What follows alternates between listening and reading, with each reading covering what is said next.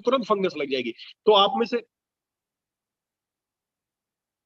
में से बहुत सारे लोगों ने देखा होगा ये जो दिनाए वगैरह ज्यादातर जहां पे पैंट बांधते हैं या हमारे अंडर गारमेंट्स वाले इलाके में या इधर या जहां पे नमी, जहां पसीना ज्यादा रहेगा ना, तो वहां पर ये फंगस ज्यादा लगती है।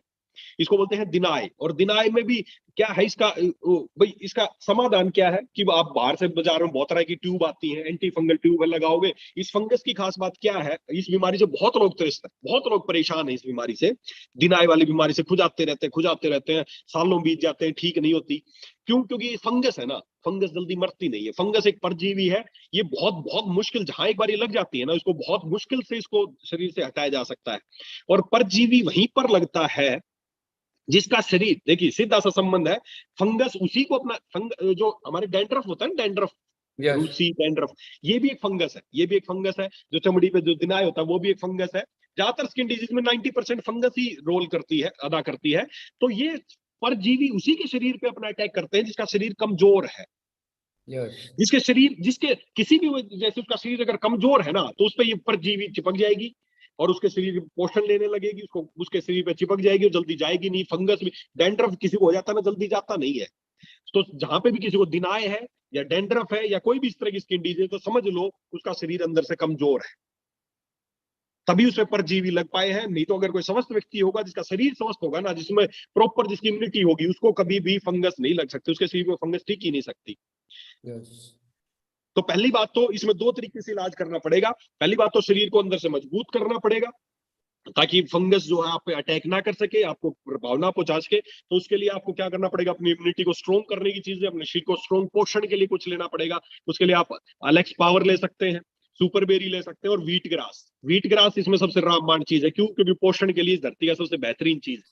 तो सबसे पहली बात, खाली अकेली ट्यूब लगाने से बीमारी कभी ठीक नहीं होगी, नहीं मरेगी फंगस। जब तक आपका शरीर कमजोर है तो फंगस नहीं जाएगी। तो सबसे पहले हमें व्हीट ग्रास जूस लेना है, कंपल्सरी लेना है। इसके अलावा एलेक्स पावर ले सकते हैं। उसके अलावा अब आपको फंगस पे काम करना है। ये तो रहा शरीर मजबूत, उसके अलावा फंगस पे काम करना है। तो फंगस की खास बात क्या होती है, अगर आप कोई चीज इस पे अप्लाई करते हैं किसी भी फंगस वाली जगह पे, मान लो तुलसी है, बहुत अच्छी एंटी फंगल है। Aloe vera yes. जेल है, बहुत अच्छी एंटी फंगल है। कुरकुमिन है, वो भी अच्छी एंटी फंगल है। अब करना क्या है, हम क्या करते हैं, तुलसी या कुछ भी लगाते हैं। अब लगाते हैं, 4 दिन लगाते हैं, 5 दिन लगाते हैं, थोड़ा हल्का हो जाता है, उसके बाद हम छोड़ देते हैं। वो ठीक रहते हो आप, 1 महीना ठीक रह सकते हो, 15 दिन ठीक रह सकते हो, 6 महीना ठीक रह सकते हो, फिर हो जाएगी। फिर 2 महीने बाद हो जाएगी। बोलेंगे सर एक बार तो आराम हो गया था जब मैंने ट्रीटमेंट शुरू किया, लेकिन उसके बाद फिर हो गया। क्यों हो गया? क्योंकि इस फंगस का जो लाइफ स्पैन है ना, वो 6 हफ्ते का है। 6 हफ्ते अगर कोई चीज लगा रहे हो ना, तो 6 हफ्ता लगातार लगानी पड़ेगी, एक दिन भी बीच में छोड़ना नहीं, नहीं तो कभी नहीं मरेगी। अच्छा अच्छा। 6 वीक, एक दिन भी बीच में मिस नहीं करना। आपको तुलसी लगानी है, एलोवेरा जेल मिला के लगा सकते हैं या प्लेन तुलसी भी लगा सकते हैं। जहां पे आपको दिनाय हो गया है ना, जहां फंगल हो गया, चाहे कितने साल पुराना है, उसके लिए तुलसी एलोवेरा जेल मिला के आपको लगाना है। लगातार 6 हफ्ते लगाना है। फिर इस धरती की ऐसी कोई फंगल डिजीज नहीं है जो ठीक ना हो। Yes, super. लेकिन हम क्या करते हैं, हम 1 हफ्ता लगाते हैं, आराम हो जाएगा। क्यों? ये फंगस इतनी खतरनाक है, प्रैक्टिकल हमने लैब में भी इसकी जांच की है। जब एंटी फंगल कोई चीज लगाई जाती है ना, तो लगाते ही तुरंत ये बेहोश हो जाती है। ये अपने आप को मरा मरा हुआ जैसा फील करा देती है कि मर गई, मरती नहीं है, बेहोश हो जाती है फंगस। हमने लैब में खुद जांच की माइक्रोस्कोप के नीचे कि एंटी फंगल लगाने के बाद 1 दिन बाद, 2 दिन बाद, 5 दिन बाद, 10 दिन बाद ये बिल्कुल ऐसी हो जाएगी खत्म, लेकिन मरी नहीं है ये। जैसे इसको तुरंत फिर कुछ दिन में पसीना आएगा, फेवरेबल कंडीशन मिलेगी, फिर पनप जाएगी, मरी नहीं है इसकी। अगर आपको जड़ खत्म करनी है तो 6 हफ्ता लगातार एंटी फंगल कोई चीज इस पर लगानी पड़ेगी, फिर ये इसकी जड़ खत्म हो जाएगी, फिर दोबारा आपके वहां पर नहीं आएगी।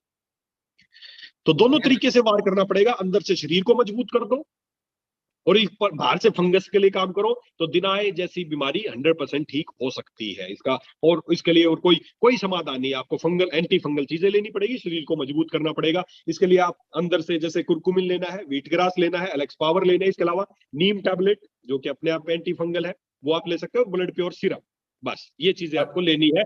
फिर दोस्तों, चाहे आपको 10 साल पुराना फंगल इन्फेक्शन हो, आप करके देखो, मेरी कहने से 6 हफ्ते लगातार करके देख लो, ना ठीक हो तो फिर मेरे को मैसेज करना है कि सर लगातार 6 हफ्ते में भी मैं ठीक नहीं हुआ। लेकिन मिस मत करना एक दिन भी, ये फंगस है, बड़ी खतरनाक है।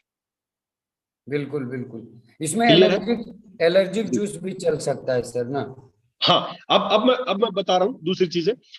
इसमें हाँ, एंटी एलर्जिक जूस इसलिए चल सकता है कि वो आपको जो ईचिंग, खुजली और ये इस सब में राहत देगा। वो एंटी एलर्जिक जो जूस है आपका, वो आप दे सकते हैं। लेकिन बीमारी की जड़ खत्म करने के लिए जो मैंने बताया वो, अब ये दो तो हो गई कि ऑटो इम्यून डिसऑर्डर, एक हो गया इन्फेक्शन, अब तीसरा है एलर्जी। एलर्जी जिस हम्म। पे भी मैं आ रहा हूँ, एलर्जी। तीन ही तरह की स्किन, मोस्टली आपको 90 जो भी पेशेंट मिलेंगे उसमें या तो सोराइसिस वाले, ऑटो इम्यून डिसऑर्डर वाले मिलेंगे, या उसको फंगल इन्फेक्शन हो गया होगा, या फिर एलर्जी है। तो अब एलर्जी क्या है? एलर्जी सीधी सी बात है, कोई भी चीज, मान लो जैसे अब मान लो अपन यहाँ पर 300 आदमी जुड़े हुए हैं, इन 300 यस आदमी एक जगह बैठे हो, हम धूल उड़ा दें बहुत सारी, समझना। अब धूल उड़ाते ही क्या होगा, इन 300 आदमियों में से हो सकता है 50 आदमियों को खुजली शुरू हो जाए, हो सकता है 50 आदमियों को छींक के आने लग जाए, हो सकता है 50 आदमियों को आंखों में से पानी आने लग जाए, और हो सकता है बाकी लोगों को कुछ भी ना हो। यस धूल उड़ रही है, उड़ती रहेगी, कोई दिक्कत नहीं है। तो ये एलर्जी क्या है? एलर्जी है कि शरीर का किसी भी चीज के प्रति हाइपर सेंसिटिव होना, उसको बोलते हैं एलर्जी। और हाइपर सेंसिटिव होने का मतलब ये है कि आपके शरीर कुल मिला के चर्म रोगों में, चाहे ऑटोइम्यून डिसऑर्डर हो, चाहे वो इन्फेक्शन हो, चाहे वो एलर्जी हो, रीजन कारण एक ही कि आपका शरीर अंदर से कमजोर है, तभी आपको एलर्जी है। एलर्जी तभी है कि आपका शरीर उस धूल धूल में खराबी नहीं है, मिट्टी में खराबी नहीं है। खराबी किसमें? अगर धूल में खराबी होती तो 300 के 300 आदमियों को खुजली होनी चाहिए थी, यस यस 300 के 300 आदमियों को छींक के आनी चाहिए थे, लेकिन नहीं हुआ, किसी को नहीं हुआ, किसी को हुआ। तो धूल में खराबी नहीं, खराबी किसमें? आपके शरीर में है कि आपका शरीर उसको सहन नहीं कर पाए, उस धूल को कुछ लोगों ने किया और आप नहीं कर पाए। तो बिल्कुल। स्किन डिजीज का, मोस्टली जो स्किन डिजीज है उसका एक ही कारण है कि आपका शरीर, आपकी इम्यूनिटी, आपका जो पोषण है आपके शरीर में कम है। उसकी वजह से आप, चाहे वो कोई एलर्जन आप पे अटैक कर सकता है, कोई वायरस आप पे अटैक कर सकता है, कोई फंगल अटैक कर सकती है।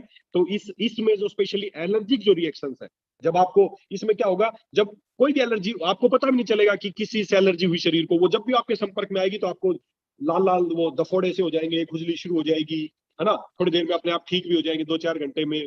फिर कभी ऐसा हुआ तो फिर दतोड़े हो जाएंगे, बोलेंगे सर ये, इसको बोलते हैं अर्टिकेरिया एलर्जी, या इसको एलर्जिक डर्मेटाइटिस भी बोल सकते हैं, एडी भी इसको बोलते हैं, है ना। तो ये मोस्टली आपको कहां पर होगा, जो आपके कवर्ड पार्ट नहीं है, जो खुले एरियाज हैं, तो उनमें ज्यादा चांसेस है एलर्जिक रिएक्शंस होने के। फंगल जो होगा वो होगा आपके कवर्ड पार्ट्स में, जहां आपके पार्ट कवर्ड हैं, यहाँ पर फंगल लगेगी अंदर।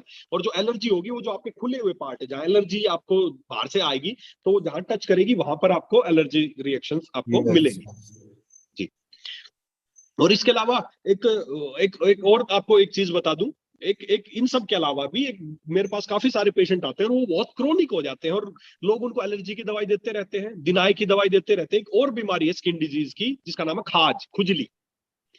उसका नाम ही खुजली है, खाज। जिसको खुजली एक लक्षण भी है, लेकिन वो बीमारी अपने आप में खाज, खाज जिसको स्कैबीज बोलते हैं, उसको अगर मॉडर्न लैंग्वेज में बात करें, साइंटिफिक लैंग्वेज में, डॉक्टर्स की लैंग्वेज में बात करें, तो स्कैबीज एक बीमारी है और बहुत लोग त्रस्त है। मैंने उस साइड भी काफी सारे लोग, हरियाणा में भी बहुत लोग इससे हैं, बिहार में भी, झारखंड में भी। स्कैबीज एक बहुत खतरनाक बीमारी है, और मैंने देखा लोग सालों साल बेचारे इलाज कराते रहते हैं और उनकी स्कैबीज ठीक नहीं होती।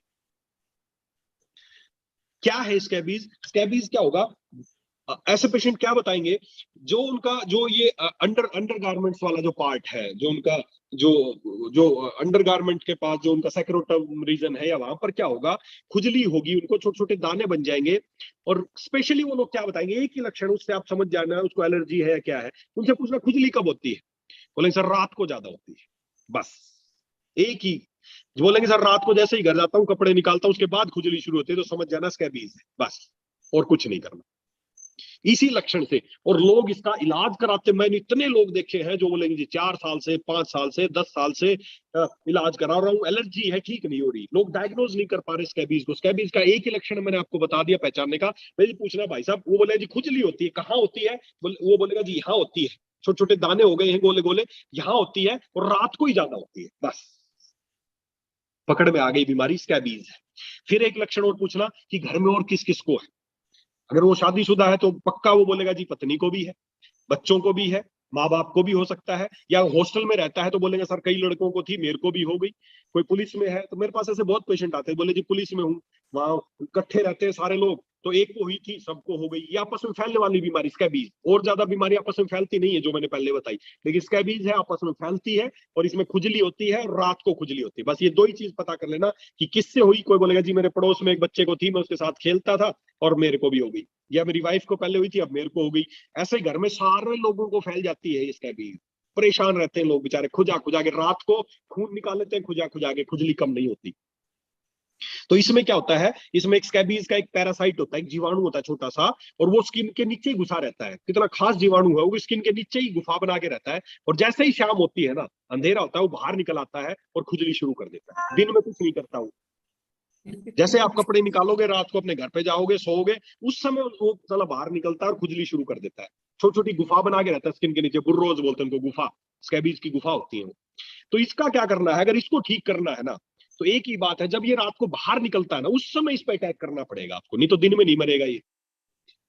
तो जिसको भी स्कैबीज है तो उसको क्या करना है, रात को जब भी घर पे जाए, पहले क्या करना है, जो अपना एलोवेरा सोप है उस साबुन से अच्छी तरह, पहले अच्छी तरह से मसल के, जहां जहां भी खुजली है अच्छी तरह उसको खुजा खुजा खुजाना है, ताकि वो बाहर निकल जाता है उस समय। फिर अच्छी तरह साबुन लगा के पूरा शरीर को, रात को बता रहा हूँ, दिन में करोगे कुछ नहीं होगा, दिन में वो छुप जाता है। रात को अच्छी तरह साबुन से, गर्म पानी से नहाना है, खूब अच्छी तरह नहाना है। उसके बाद तुलसी को लेके, तुलसी ले सकते हो और साथ में उसमें थोड़ा नारियल तेल मिलाना चाहो तो मिला सकते हो, नहीं तो तुलसी को लेके रात को ही करना, ये रात को ही, दिन में करोगे कुछ नहीं होगा, पहले बता रहा हूं। तो रात को लेके इसको और सारे शरीर पे अच्छी तरह उसका लेप कर लेना है तुलसी का, जहां जहां पे है वहां पे भी, चेहरे पे भी, सिर पे भी, जहां जहां पे भी है पूरे शरीर पे इसका लेप कर देना और सो जाना बस। ऐसे लगातार 3 दिन करना है। कितनी भी पुरानी स्कैबीज हो, 3 दिन में उसकी ठीक हो जाएगी।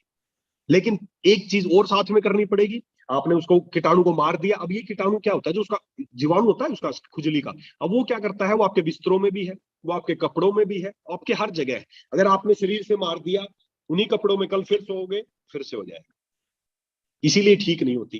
तो आपको क्या करना है भाई साहब, जैसे मान लो किसी को भी XYZ फलाने को, एक कोई भी व्यक्ति अपने पास है, मान लो कोई भी एक राम नाम का आदमी है, तो राम मेरे पास आया कि जी मेरे को स्कैबीज है, मैं बोलूंगा भाई आज शाम को तेरे को गर्म पानी से एलोवेरा साबुन अच्छी तरह मसा, और पानी में भी तुलसी डाल लेना, नहाने के पानी में भी अच्छी सी तुलसी डाल लेना। एक शीशी से लग भी जाएगी ना 3 दिन में, तो भी घबराओ मत, ये साले सालों साल तक होने वाली बीमारी है। पूरी शीशी लगा देना 3 दिन में, तो भी कोई बुराई की बात नहीं है, 120-30 रुपए में। तो होगा क्या, मैंने राम को बोला कि भाई शाम को तुमको गर्म पानी से नहाना है, तुलसी डाल लेना पानी में, एलोवेरा साबुन से अच्छी तरह मसल मसल के नहाना है, और उसके बाद तुलसी लगाना अच्छी तरह सारे शरीर पे। और अगला स्टेप क्या है कि इसके बाद साफ धुले हुए कपड़े दिन में ही धूप में डाल देना, एक जोड़ी कपड़े अपने धो के पूरे दिन धूप में डाल देना, एक जोड़ी कपड़े, वो कपड़े पहन लेना। और उसके बाद जो भी आपके बिछाने के कपड़े हैं, ओढ़ने के कपड़े हैं, उन सबको कम से कम एक दिन लगातार धूप में डालना पड़ेगा, धोने, जो धोने लायक है उनको धो के, और अगर मोटा कोई कपड़ा है धोने लायक नहीं तो उसको धूप में डालना पड़ेगा लगातार 1 या 2 दिन तक। तब ये जीवाणु मरेगा, तब ये बीमारी की जड़ खत्म होगी, नहीं तो खुजाते रहना सालों साल, खुजाते रहना सालों साल, खाली बीमारी ठीक नहीं होगी। बिल्कुल सर। जितने भी घर में परिवार के सदस्य हैं सबको एक साथ ट्रीटमेंट करना पड़ेगा। 5 आदमी हो तो पांचों को शाम को नहा के तुलसी लगा देना, और जो भी दिन में धूप में डाल देना पहले ही कपड़े, उन सारे कपड़ों को यूज करना है, धुले हुए कपड़े पहनने हैं, और आपके घर से बीमारी जा सकती है। नहीं तो खुजाना, दिन आए के चक्कर में खुजाते रहेंगे, बोले सर ठीक नहीं हो रहा, ठीक नहीं हो रहा। और साथ में क्या करना है, सबको नीम की टैबलेट खानी है, बस आपका ये स्कैबी खाज हमेशा के लिए ठीक हो जाएगी। बिल्कुल।